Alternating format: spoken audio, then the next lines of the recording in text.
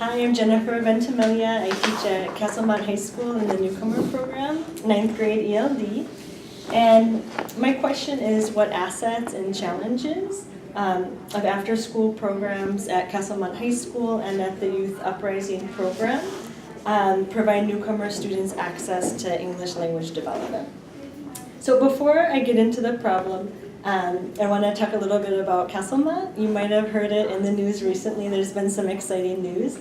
First, it kind of started off with football players protesting during the playing of the national anthem and kneeling down while it was played to protest racial discrimination in the U.S. And Colin Kaepernick heard about that and then came to the next Friday football game to participate with our students.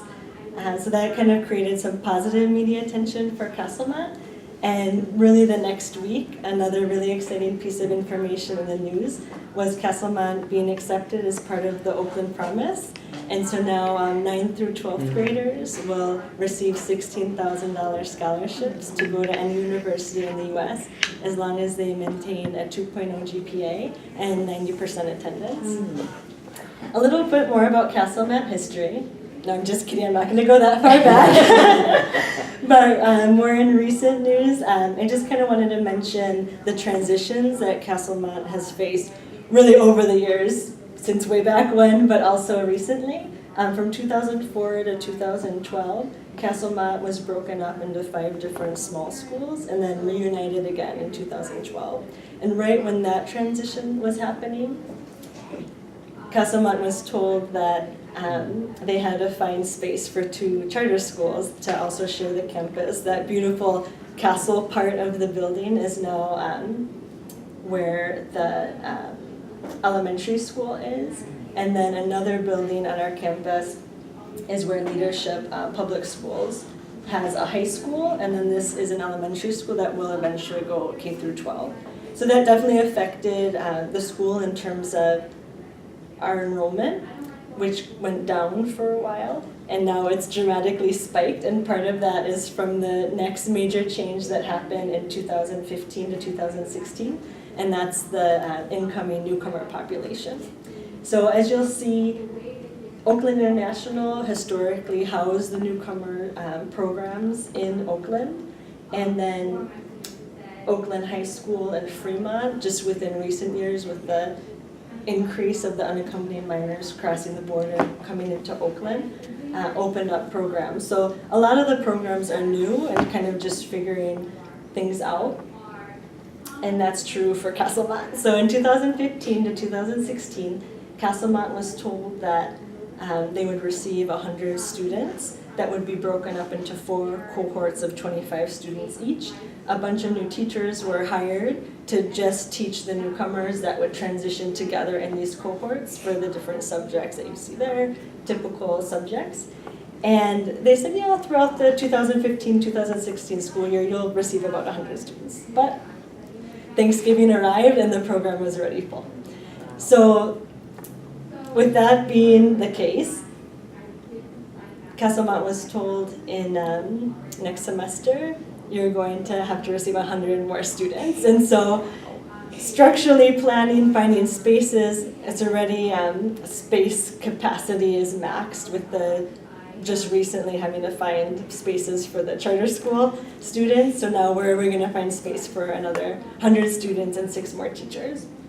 So it happened. I was one of the 6 teachers to be hired in January of last school year. And you can see we were hired for math science, English, ELD, art, and by spring break, we were full again. And so now this year, for Halloween, we're already full again. And we're just told today that we might, even though we've reached our max by Halloween, receive 25 more students. And that would mean that our classes would go from 25 students to 30 students. So who are the students that I mentioned? Who are the unaccompanied minors that are coming, and why are they coming? Well, here's some information about the students. Does anyone recognize what flag this country is from? Honduras. Honduras. Mexico. Guatemala. El Salvador. I didn't know that one. That's the flag. Yeah. Yemen.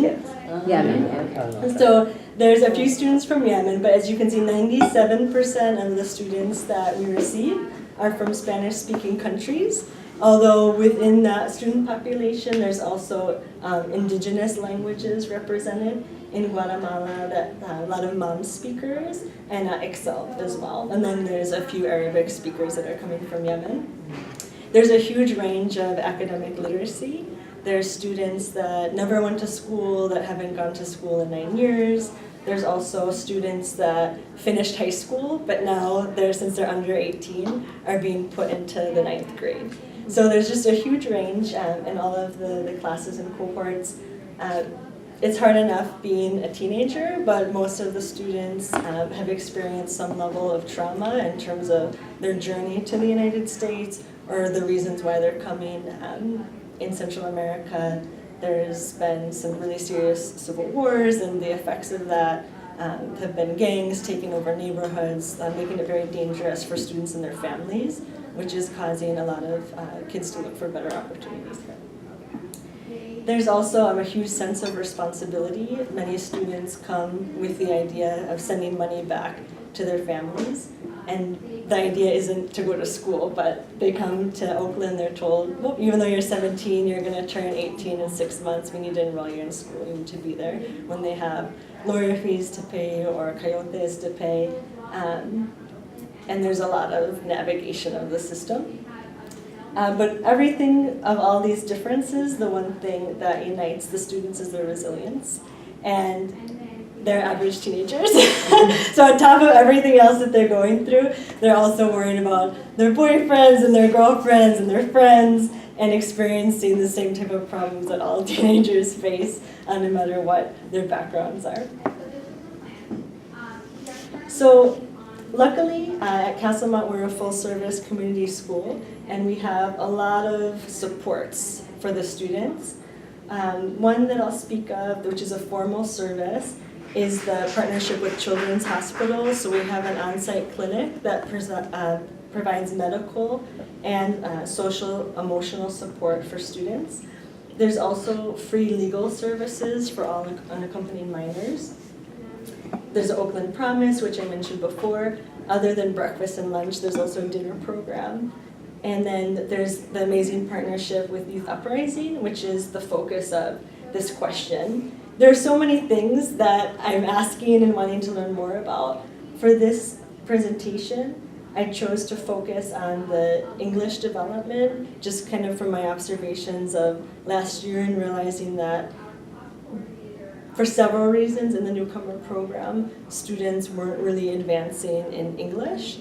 And I know that there's so many resources available, but there's just a disconnection to make those services available for students. So I kind of wanted to see what extracurricular activities could we link students with, both for the English language development and also to help connect them to the Castlemont community. There's so many programs, but because of the language barrier, that had been a cause for why students hadn't been involved in sports and in other programs that Castlemont offers. And so some of those I mentioned before. There's the regular sports that Castlemont provides. There's also Soccer Without Borders, which is another formal service that is outside of the school, but that comes in to have soccer tournaments with students.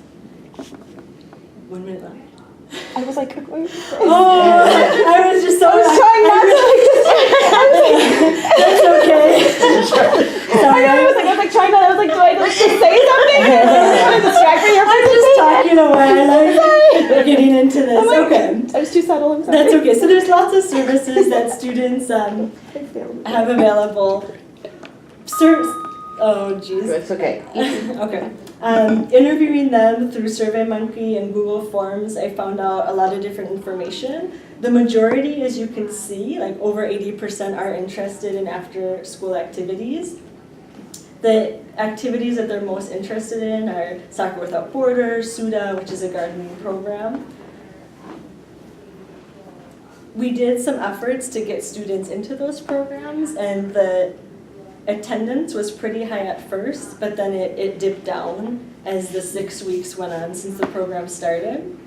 And so interviewing them and finding out what were some of the reasons why they stopped attending the after-school programs, it was pretty mixed and evenly divided in terms of paid work, informal work, which I defined as supporting like families at home in terms of like childcare and other type of work that wasn't paid but that was for the family.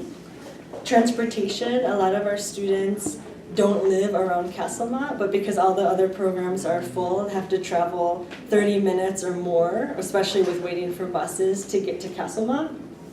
So now, especially since it's getting dark early, it's unsafe for them to leave school. So safety is another factor. Sometimes it was the guardian's decision. They didn't really trust their teenagers. For some parents, it's their first time actually living with their children, and so they are suspicious that they're doing something else and not attending the after-school program. And then there's a small percent that lost interest. So the lights on, it was something that happened to me through this partnership with Youth Uprising. It happened on October 21st, where I partnered with another teacher through a collaborative project that we did to participate in the extracurricular showcase with the Youth Uprising after-school programs. And basically, students had created selfie stencils with Where I'm From poems, and that was part of the art display. And 2 students actually got up on stage and read their poems, and then there was a photo video of the class poem that we had created. And the program was amazing. There's kids with a lot of talent, and for my students to get up there just learning English after 2 months, it really made a light on for me because what I saw is that students, everyone else in the show were general education students, and they were so loving and supportive to the 2 newcomers, even though their voices were shaky and they were reading quietly. They went up to them after, hugged them, said, your English was so good. And I thought, this needs to happen in school. Our newcomers are so segregated, and there's not enough integration at all with the general education students.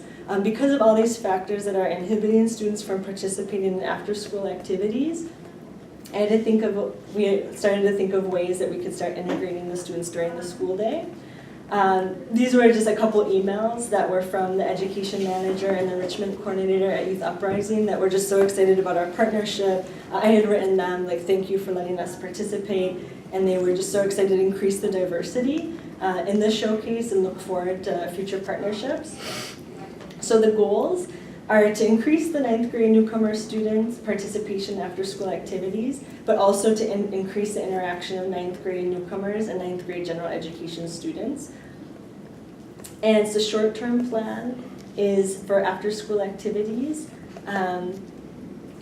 do presentations in the advisory so more students can be aware about what's to offer. There's a study lounge that's in the newcomer building, so that will make students more comfortable in a classroom that they're familiar with to go where they can do their homework, where they can practice English, but also that can kind of be a hub so that they can be walked to other parts of the building in order to kind of feel comfortable and safe of knowing what other programs are available. And also a continued participation in the after-school showcases. Then there's, in these 2 purple colors, the ways of short-term goals of integrating the students during the school day is we have a blended learning class, which right now can be 90 minutes of wasted space of using Rosetta Stone, and as teachers we creatively found other ways to use that space because 90 minutes of Rosetta Stone is torture. And one way that we're thinking of planning is doing like a social media pen pal project with the general education students. I did a similar project when I was in Chile with my students in DC because the Gen Ed students, they're our best resource. They are English speakers and they know so much about Oakland and the community. So we're finding a way to connect the students through social media so that they can first communicate and then meet in person so that the students can be ambassadors.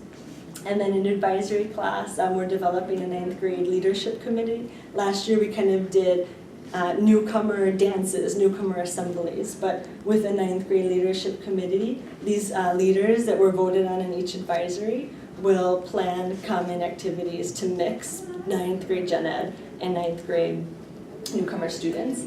And the long-term plan is just to building on those ideas, participation in all showcases, expanding the small sample of the social media pen pals to all cohorts, and then the leadership committee initiating these events.